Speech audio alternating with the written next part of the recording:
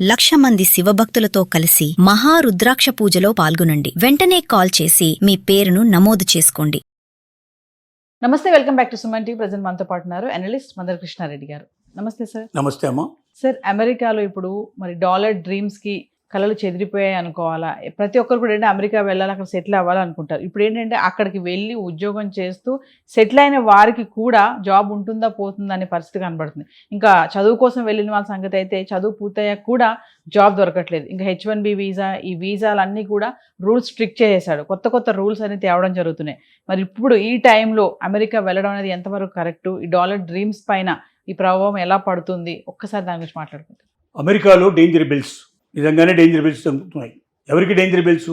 Americans కూడా danger బిల్సే ఒక రకంగా చెప్పాలంటే. బయట వెళ్ళినట్టు వలసవాదులకే కాదు, అమెరికాలో అక్కడ ఉన్నవాళ్ళు కూడా ట్రంప్ ఎప్పుడు ఏ నిర్ణయం తీసుకుంటాడు, ఎవడు కొంప ముంచుతాడో తెలియని పరిస్థితి ఏర్పడుతుంది. ఇవాళ 200% సుంకం అంటాడు, రేపొద్దున వాడు ఒప్పుకోకపోతే 400% అంటాడు.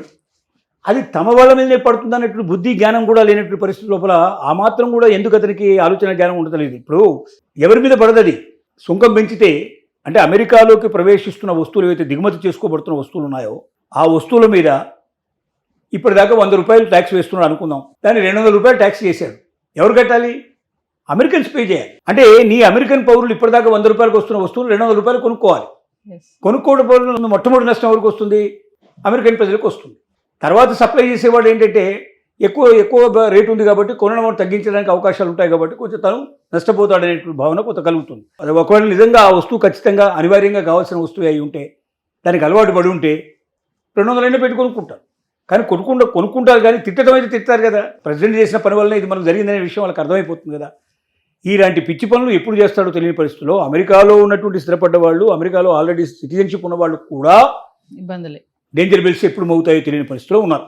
ఇక వలసకు వెళ్ళిన వాళ్ళ పరిస్థితి చెప్పాలంటే ఎంత ఘోరంగా ఉందంటే అంత ఘోరంగా ఉంది. అంటే మన దగ్గర అంటరాని వాళ్ళని ఎలాగైతే ఒకప్పుడు దేశం అభివృద్ధి కాకముందు, స్వాతంత్రం రాకముందు దళిత వర్గాల్ని ఇళ్లలోకి రానివ్వకపోవడం, దేవాలయాల్లోకి రానివ్వకపోవడం, వాళ్ళని చూస్తేనే బండబూతులు తిట్టడం, ఎట్లాంటి సంఘటనలు జరిగాయో ఆ సంఘటనలు ఇప్పుడు అమెరికా లోపల సిమిలర్గా కాకపోయినప్పటికీ రోడ్డు పక్కన కనబడి ఫోటోలు తీసుకుంటున్న వాళ్ళని కూడా పట్టుకొని నువ్వెవరివి అని అడగడం. నేను ఇండియన్ని, ఇండియా నుంచి వచ్చావు, మరి ఇండియా మంచిదా అమెరికా మంచిదా అని అడగడం. రెండు మంచివేనని చెప్పినప్పుడు బండబూతులు తిట్టుకుంటూ నువ్వు వెంటనే ఇండియాకు వెళ్ళిపో, ఇక్కడ ఉండాల్సిన అవసరం లేదు, ఇది మా కంట్రీ, మీలాంటి వెధవలందరూ వచ్చి దేశాన్ని నాశనం చేస్తున్నారు, ఈ దేశం నుంచి మొత్తం డబ్బంతా లాక్కుపోతున్నారు అని బండబూతులు తిడుతూ ఉంటే ఏ ప్రభుత్వం అయినా చర్యలు తీసుకోవాలి. అది అగెన్స్ట్ ది రూలే. ఒక వ్యక్తిని కించపట్టేట్టుగా మాట్లాడడం, ఒక వ్యక్తిని తక్కువ చేసి మాట్లాడడం, ఒక వ్యక్తిని అబ్యూజ్ లాంగ్వేజ్ ఉపయోగించడం అనేటువంటిది అమెరికన్ సెక్షన్స్ ప్రకారంగా అది తప్పనిసరిగా నేరం అవుతుంది. కానీ ఇంతవరకు ఒక కేసు పెట్టిన దాఖలాలు లేవు.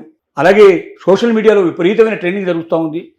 విపరీతంగా ముఖ్యంగా ఇండియన్స్ దృష్టిలో పెట్టుకొని, ఇండియన్స్ అంటే వాళ్ళకి ఎక్కువ కోపం. కారణం ఏమిటి? ఇండియన్స్ తెలివైన వాళ్ళు నెంబర్ 1, ఇండియన్స్ మేధావులు నెంబర్ 2. మేధావులు కాకపోతే ఎక్కడో ఇండియా నుంచి పొట్టబట్టుకుని వెళ్ళి అమెరికాకు వచ్చి ఇక్కడ ఒక కంపెనీ సీఈఓగా ఎట్లా మారుతాడు? ఒక కంపెనీ కాదు, 100 కంపెనీలకు సీఈఓలుగా, హెడ్ ఆఫ్ ది డిపార్ట్మెంట్స్గా ఉన్నారు. అంటే ఏమిటి? మన అమెరికన్స్ కన్నా ఇండియన్స్ మేధావులు, శక్తి సంపన్నులు, వాళ్ళ ముందు మనం గెలవలేము, వాళ్ళు ఉన్నంతకాలం మనకు ఆ ఉద్యోగాలు రావు, మనం ఎప్పటికీ సెకండ్ రేట్ పౌరుగానే ఉండాల్సి వస్తుంది ఈ దేశంలో అన్నటువంటి భావనకి వాళ్ళు వచ్చారు. దానికి తోడు ట్రంప్ వలసవాదుల వెంట పడి తరమడం మొదలుపెట్టేసరికల్లా వాళ్ళకు బలం వచ్చింది. ఎవరైతే అక్కడ స్థిర నివాసం ఏర్పరచుకొని అక్కడి వాళ్ళు ఎవరైతే ఉన్నారో, అమెరికన్ సిటిజన్స్ ఎవరైతే ఉన్నారో వాళ్ళు ఒక రకంగా ట్రంప్ యొక్క నిర్ణయాల ప్రకారంగా ట్రంప్ని ఆసరాగా చేసుకొని, ట్రంప్ మన వైపు ఉన్నాడు, ట్రంపే అసహించుకుంటున్నప్పుడు మనం అసహించుకుంటే తప్పేమిటనే ఉద్దేశంతో విపరీతంగా సోషల్ మీడియా లోపల వాళ్ళకు వ్యతిరేకంగా, ఇండియన్స్కు వ్యతిరేకంగా పోస్టులు పెట్టడం, తిట్టడం, పేర్లతో కూడా దూషించడం, దేవాలయాల గురించి మాట్లాడడం, అసభ్యంగా మాట్లాడడం, కమ్యూనిటీ గురించి అసభ్యంగా మాట్లాడేటువంటి రకరకాల పోస్టులు వస్తున్నాయి. దీనికి తోడుగా ఐటీ రంగంలో అక్కడ వచ్చిన పెద్ద సమస్య ఏంటంటే ఇప్పుడు మొత్తం ప్రపంచవ్యాప్తంగా ఏఐ ఎప్పుడైతే ఆక్రమించుకుందో అప్పుడు ఐటీ లోపల లేఆఫ్స్ అనేది ఆటోమేటిక్గా జరిగిపోతూ ఉన్నాయి.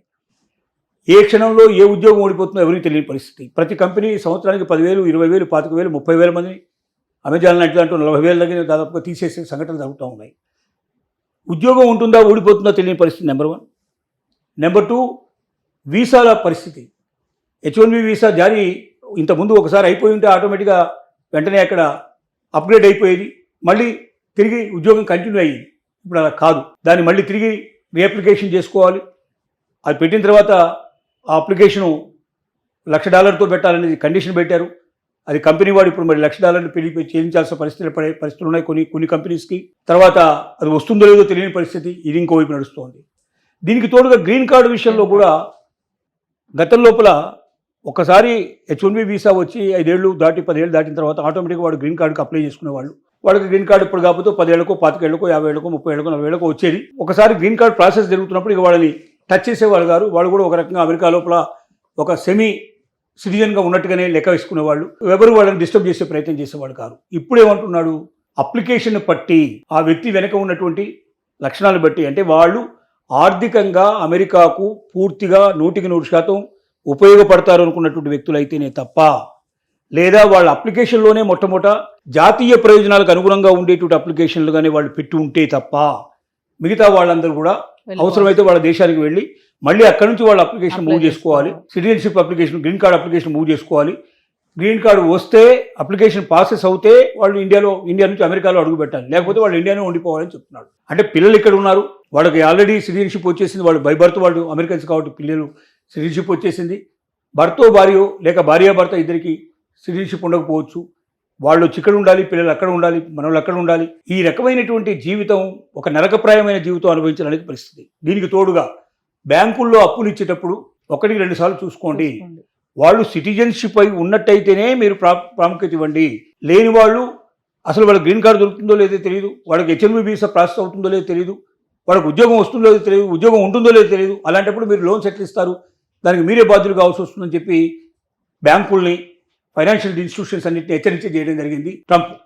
అంటే ఇల్లు కట్టుకోవడానికి లోన్స్ దొరకడం లేదు, వెహికల్స్ కూడా లోన్ దొరకడం లేదు, కారు లేకుండా ఇల్లు లేకుండా అమెరికాలో బతకడం చాలా కష్టంతో కూడుకున్న పని.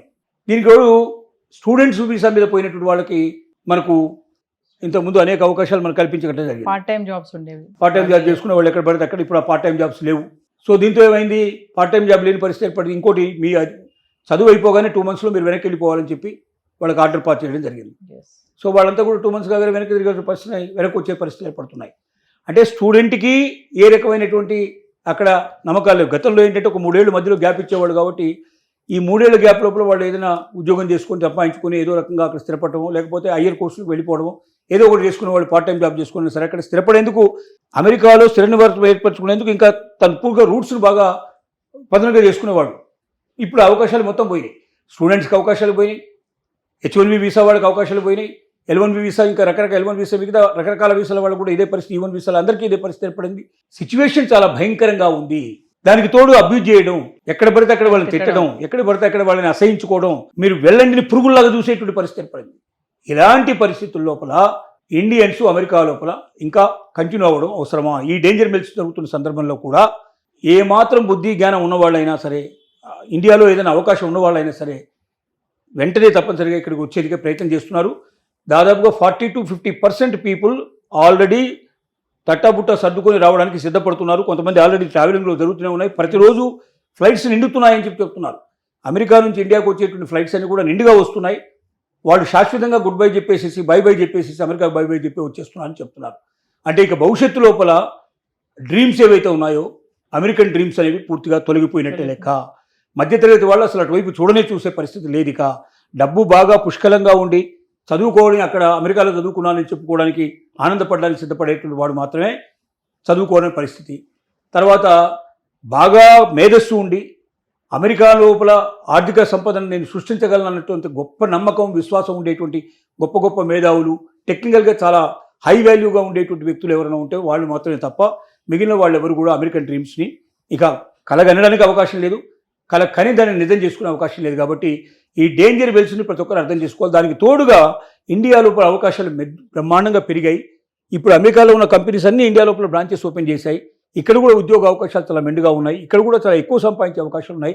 శక్తి సంపదలు ఉండి అమెరికాలో నేను మెప్పించగలను అనుకున్న వాడు ఇండియాని ఇంకా అంతకన్నా ఎక్కువ మెప్పించగలడు. అమెరికాలో దొరికేంత జీతం ఇక్కడ సంపాదించగలిగే అవకాశాలు ఉన్నాయి. కాబట్టి డేంజర్ బెల్స్ని ప్రతి ఒక్కరు అర్థం చేసుకోవాలని మనం తెలియజేస్తాం. Thank you.